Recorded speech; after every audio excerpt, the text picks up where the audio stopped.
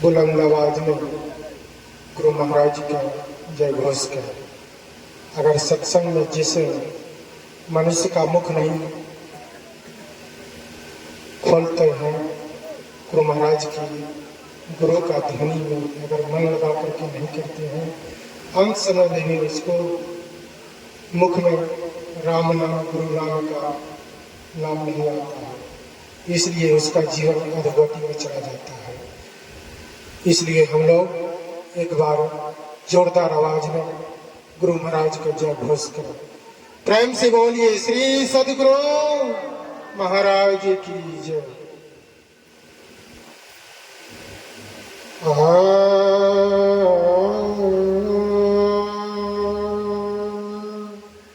कंद मंडला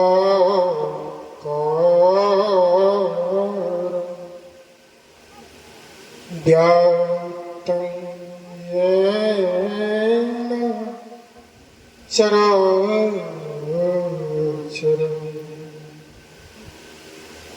तत्पदं दर्शितं येन तस्मै गुरवे नमः। तत्पदं दर्शितं येन तस्मै गुरवे नमः। धन्य धन्य सद्गुरु सुखद महिमा कहीं न जाए, जाओ कछु कहो गुरु तुम्हारी कृपा, मौत कछु न वसाए, मौत कछु न वसाए।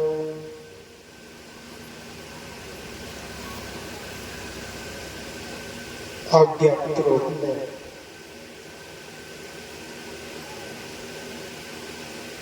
सृष्टि के कंकण में विराजमान संत सद्गुरु महर्षि महेंद्र महर्षि महाराज के पावन चरणों में पूरी शनवन व्यक्त रूप में मंच पर विराजमान ओंकारानंद जी महाराज के पावन चरणों में पूरी शनवन और इस मंच पर उपस्थित साधु समाज के पावन चरणों में पूरी शनवन और इस पवित्र पंडाल में उपस्थित व्यक्ति रूप में संत जन, भक्त जन, विद्वत जन, आदरणीय धर्मशीला माताओं एवं बहनों के पावन चरणों में प्रदर्शन लगा। आज हम लोग सुरेश बाबू के गृह निवास में अपराह्न काल के सत्संग में हम लोग गोता लगा रहे हैं। सुरेश बाबू के बड़े पुत्र इस आसार संसार से छोड़ करके चले गए।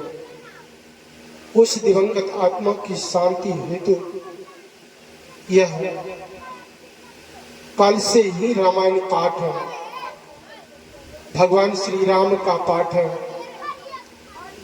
हो रहा है। हम लोग समस्त ग्रामवासी सुनते आ रहे हैं और आज अपराह्न काल का सत्संग में हम लोग संत सरोवर गंगा जल हम लोग इस मानव शरीर को निर्मल कर रहे हैं। हम लोग सर्वप्रथम में संतवाणी सुन, तत्पश्चात संत स्तुति गुरु विनती, तत्पश्चात हमारे धर्म ग्रंथ रामचरितमानस से पाठ हुआ। पाठ में आया है, जो मनुष्य शरीर पाकर के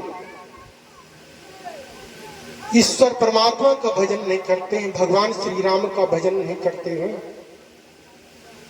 हमारे धर्म ग्रंथ उपदेश करते हैं तो उसका हृदय पत्थर के समान है। इसलिए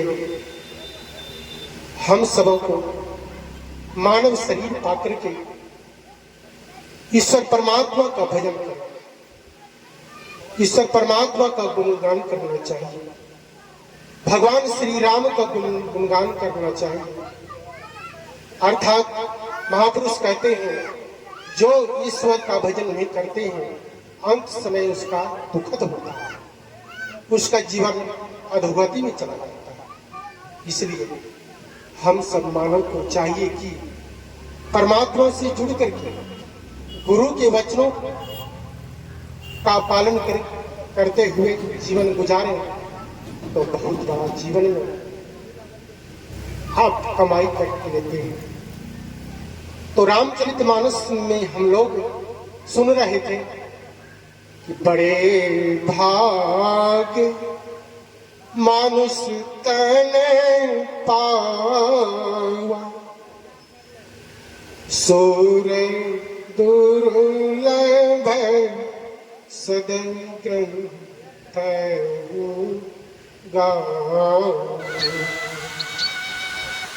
कहते हैं, हम सब मानव का शरीर बड़े भाग से मिला है, बड़े ही पुण्य प्रताप से यह मानव का शरीर मिला है।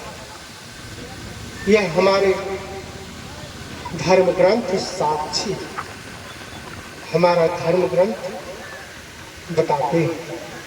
तो आगे कहते हैं, यह मानव का तन देवताओं को भी दुर्लभ है, नरतन देव दुर्लभ है। हमारे गुरु महाराज संत सद्गुरु महर्षि में हित महर्षि महाराज कहते हैं, छन छन पल पल समय सिरावे, यह नरतन दुर्लभ। छन छन पल पल समय सिरावे, नरतन फिर न आवे। कहने का तात्पर्य है कि यह आपका समय छन छन निकल रहा है, पल पल निकल रहा है, आपका समय निकल रहा है। तो मानव का शरीर पाकर के हम लोग व्यर्थ न गवाएं। तो आगे कहते हैं, यह मानव का शरीर साधना का धाम है। अगर मनुष्य का जीवन पा करके अगर हम साधन नहीं करते, ध्यान भजन सुमरन नहीं करते, सच्ची सदगुरु से अक्षर अगर ज्ञान लेकर के अगर परमात्मा का भजन नहीं करते हैं, तो अंत समय में कहते हैं वह मनुष्य सिर धुन धुन के पछताता है। संत कबीरदास जी महाराज कहते हैं, करोरी मन वात दिन की तत्वीर मुंगरियन मार प्राण निकास व्याकुल होत शरीर। प्यारे सज्जनों, अंत समय में जब मनुष्य अगर अंत समय में उसका जीवन आता है, अंत समय जब आता है तो यमराज उसको, संत कबीर बाबा कहते हैं, अगर मनुष्य का शरीर से प्राण मुंगरी मार करके प्राण को निकालता है। प्यारे सज्जनों, कितना दुखद होता है, अंत समय में कितना दुख होता है। इसलिए सच्चे सदगुरु से हम लोग अगर जीवन में ध्यान भजन अगर नहीं करते हैं तो हमारा जीवन अधोगति में चला जाता है। कहते हैं अंत समय में कहते हैं कि अगर जो भजन नहीं करते हैं उसका जीवन दुख में चला जाता है। तो यह मनुष्य का शरीर साधनों का धाम है। तो परमात्मा को कहाँ खोजना चाहिए? संस्कृत सदगुरु महर्षि में ही ब्रह्मन जी महाराज कहते हैं, निज तन में खोज सज्जन बाहर न खोजना, अपने घट में हरि है अपने में खोजना। कहते हैं दो नयन जोड़ी के एक नौक बना करके अंतर में देख ली, अंतर में खोजना। प्यारे सज्जनों, बाहर खोजने की आवश्यकता नहीं है। सच्ची सदगुरु से साधन जान करके, भजन जान करके अपने शरीर के अंदर में अगर सच्चे सदगुरु से ज्ञान प्राप्त करके अगर ध्यान भजन स्मरण करते हैं तो इसी से मानव शरीर के अंदर ही परमात्मा का दर्शन होता है। बाहर खोजने की आवश्यकता नहीं है। तो समय बहुत निकल गया है, समय की पाबंदी